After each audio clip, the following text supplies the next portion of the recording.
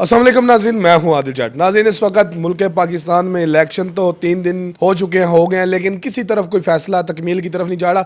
बड़े बड़े प्यारे प्यारे इंसिडेंट्स हुए हैं इस इलेक्शन में। बहुत सारी शिकस्त हुई हैं ऐसी जो कि किसी को एक्सपेक्टेड नहीं थी। आए आसफ जाट साहब हमारे साथ मौजूद हैं, इनसे जानते हैं ये इस इलेक्शन को किस तरह देखते हैं। अस्सलाम वालेकुम। वालेकुम अस्सलाम। सबसे जो मज़ेदार इलेक्शन का जो हल्का आपको लगा या जो इलेक्शन लगा कौन सा था? सियालकोट में कौन सा? ख्वाजा आसिफ और रियाना डार। क्या उसमें आपको लगा जो दिलचस्प था? दिलचस्प ये था कि उस इलेक्शन पे पूरे पाकिस्तान की नज़र थी। वो एक बड़ा तगड़ा मुकाबला था। एक तरफ ख्वाजा आसिफ थे जिनको बहुत सारी सपोर्ट हासिल थी, और एक तरफ रियाना डार थी जो एक आम सी खातून होने के बावजूद वो इलेक्शन में आई और लोगों ने वो इस्तकबाल किया और वो वोट दिए कि ये एक तारीख़ी इलेक्शन था जी। बिल्कुल ठीक। उनकी तो एक वो पिक्चर भी चल रही है जो कि इकरारुल हसन साहब, उन्होंने भी उस पर बात की है कि रात को उनकी कोई 50,000 लीड थी तो सुबह वो वोट ही कम हो गए। जी ऐसा ही है। ये तो फिर आपको पता है तकदीर है पाकिस्तान की कि हमेशा अवामी मैंडेट को जो है वो बदल दिया जाता है। गलत बात है ये। उसके अलावा नवाज शरीफ साहब के बारे में जो मनसेरा से वो हारे हैं उसके ऊपर बहुत सारा तबसरा हो रहा है, उसको कैसे देखते हैं? तो देखो 1985 से मनसेरा में नवाज शरीफ साहब जो हैं वो इलेक्शन लड़ रहे हैं और जीतते ही आ रहे हैं। इस दफ़ा एक आम सा एक इंसान है और उसने आके उनको इलेक्शन में शिकस्त दी है। तो ये मैं समझता हूँ कि इसके पीछे ये शख्सियात नहीं है, ये एक नज़रिए का वोट है। ये लोगों ने इमरान खान की मोहब्बत में और इन लोगों की नफ़रत में ये वोट दिए हैं। ये कोई आप कह लेंगे कोई शख्सियत इतनी तगड़ी नहीं थी कि वो नवाज शरीफ को हरा सकती। ये पीछे इमरान खान का ज़ाहिर है एक वोट बैंक है। यानी कि वो एक जो बनी हुई थी हाइप, उसी के नतीजे में वो हारे हैं। जी बिल्कुल। ख्वाजा साद रफ़ीक साहब ने हार तस्लीम की, बड़ा प्यारा उन्होंने इमेज दिया, दूसरे जो कैंडिडेट थे उनके मुकाबले में उन्हें मुबारक भी दी।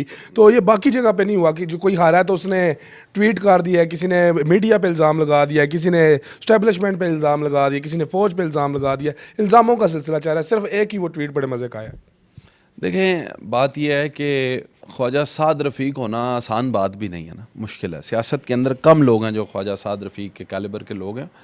उन्होंने ना सिर्फ शिकस्त को तस्लीम किया, अवामी मैंडेट के आगे सर तस्लीम ख़म किया, बल्कि जीतने वाले खोसा साहब को कॉल भी की, कॉल करके मुबारकबाद भी दी। तो ये इस तरह के और भी चीदा चीदा लोग नज़र आए हैं। बहुत अच्छा जेस्चर है, इस तरह होना चाहिए, ये अच्छी बात।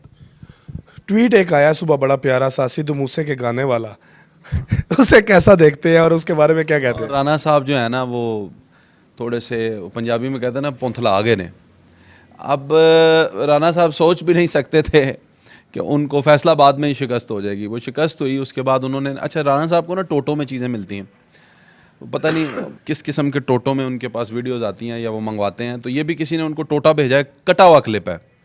तो राना साहब ने ये भी जो है वो सुनना पसंद नहीं किया कि पूरे गाने में और क्या बात हो रही है। अपनी मतलब की जो बात लगी वो शेयर कर दी।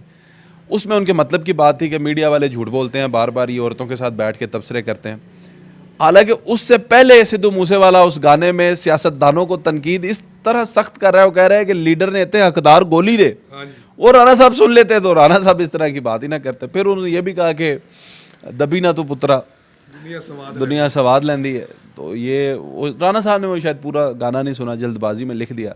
अब अगर वो जट साहब भी जो जीते हैं वो भी अगर ट्वीट कर देना कि मुझको राना जी माफ़ करना, गलती माड़े से हो गई, तो ये साहब जो है वो यार दुनिया इनकी ट्वीट्स को एंजॉय कर रही है। अब सियासत भी पाकिस्तान में आपको पता है कि एंटरटेनमेंट ही है।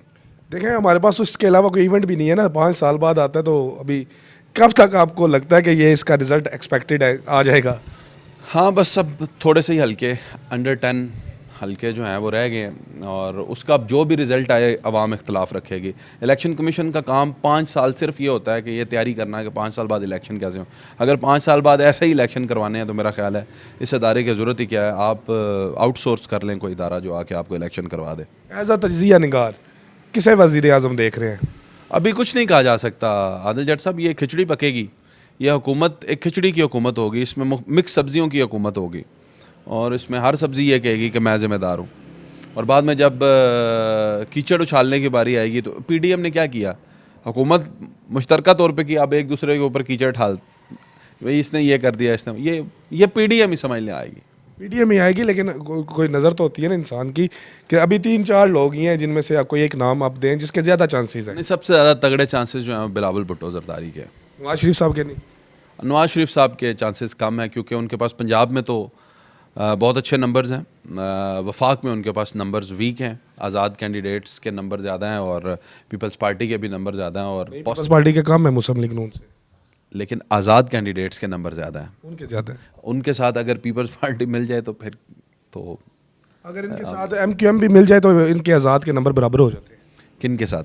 मुस्लिम लीग नून के साथ। लेकिन एमक्यूएम फितरती तौर पे इनके साथ मिलेगी नहीं ना। वो आई हुई थी आज उनका सुबह से। वो तो ज़ाहिर है इन्होंने आपस में अब मीटिंग्स तो चलनी है, तो इत्तेहाद देखें कौन कैसे बनाता है। मुस्लिम लीग नून भी अहम हिस्सा हो सकती है हुकूमत का, हो सकता है पीपल्स पार्टी और मुस्लिम लीग नून मिलकर बना लें हुकूमत, तो हुकूमत है। चलिए देखते हैं जी, आप भी साथ जुड़े रहिएगा, इसी तरह की दिलचस्प की वीडियो लेकर हाजिर होते रहेंगे। अल्लाह हाफिज़, अल्लाह ने पाकिस्तान जिंदाबाद।